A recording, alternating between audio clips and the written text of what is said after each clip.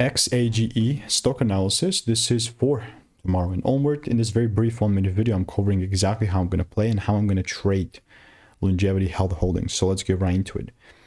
As the only guy in this stock trading space that has done 40,000 videos, I have seen what's making me money and what's not, and unironically I'm still looking to double down on this.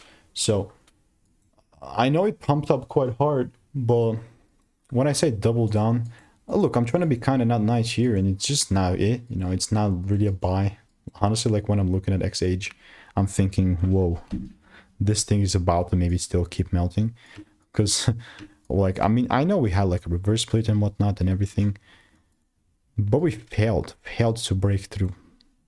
It's not even just one day type of thing. It must be breaking through like a good week or so for me to continue to be bullish. But now, like, I'm just going to be pretty upfront honest with you. I've made 40,000 videos, so I've seen what's making me money, and this is not it. I mean, I don't feel XAGE is really the buy in this type of season or this run, but if you want to learn how I'm making 5-10K per month without indicators, then just click the first link in the description, get my free emails.